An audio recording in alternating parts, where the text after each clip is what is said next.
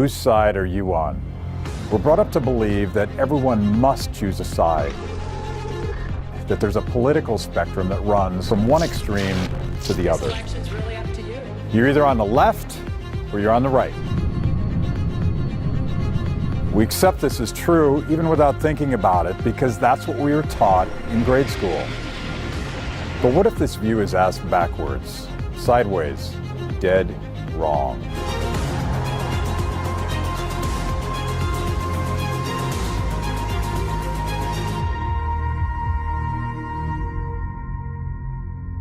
On the one side, the far right, you have Nazism and fascism and the kind of brutal nationalism, the tribalism of Robert Mugabe in Zimbabwe. All of these far-right isms involve a lot of government control of the means of production. There's no freedom of speech, there's no freedom of association, there's hardly any freedom at all. But as we know from grade school, the body count on the far right is staggering. On the far left, you have socialism and Marxism and Maoism. All of these isms, we're told, are fundamentally different than those on the right, but when you think about it, they sort of feel the same. You still have government control of businesses and factories. You still have no freedom of speech, no freedom of association, no political freedom whatsoever. And the body count is equally staggering. This doesn't even make any sense. Is the middle of the road halfway between socialism and fascism? Between Marxism and Nazism? Of course not. That's silly. This phony left-right spectrum, it serves two functions, it creates two problems. First of all, it keeps us fighting with each other. When we otherwise might find common values, we might find common ground, we might agree on the rules that hold civil society together. Second, it allows people in the middle to claim some sort of moral superiority because they don't have an agenda, they don't have an ideology, they just want to do what works. We've heard this before. I am not an ideologue. I'm not. Technocratic progressivism, like espoused by Barack Obama and his cohorts, is still an ism. We'll get to progressivism in this series. Be on the lookout for this. When a politician starts talking about good government, they're really talking about more government. As it turns out, good government is a myth. In truth, this whole left-right thing, it's the wrong way to think about political philosophy. This celebrated middle of the road, where Republicans collude with Democrats to say bail out Wall Street, this can't be where the good stuff comes from, can it? Politics doesn't go from left to right, it goes from top to bottom. At the bottom are all of these despots that want to dictate the terms of your life, how you earn a living, what you're allowed to say in the public square, even what you're allowed to think and where you're allowed to worship. At the bottom, there is no liberty. There's only misery. At the top, we're going to talk about liberty. We're going to talk about people cooperating. We're going to talk about entrepreneurship and all of the really cool things that happen when people are left free. We're going to talk about why the rule of law matters so much, why the Constitution is designed specifically to restrain big government. Now, let's take a look at what a real political spectrum actually looks like.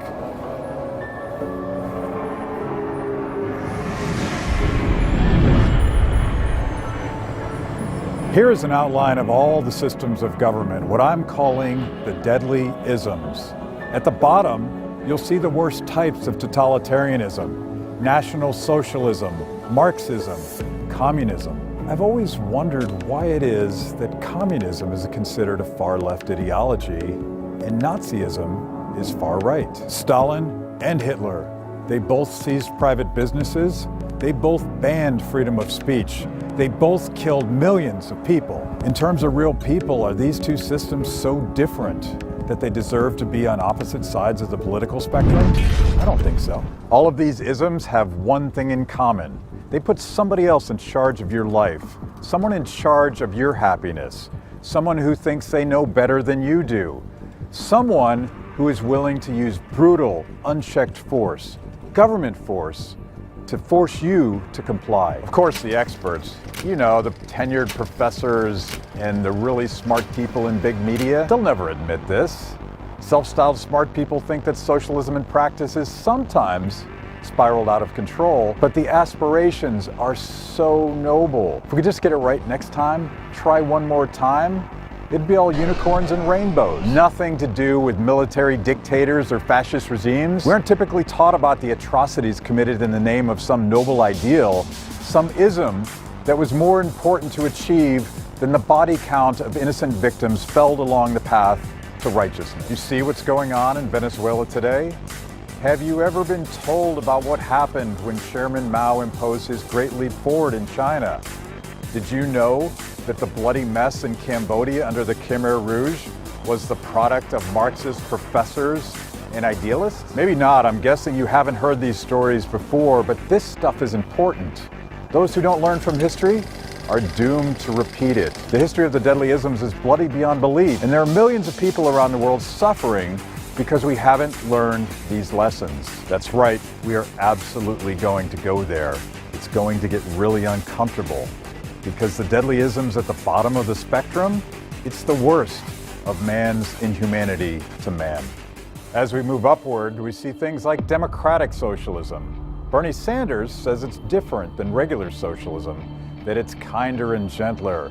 It's not like a dictatorship at all. But is it really different?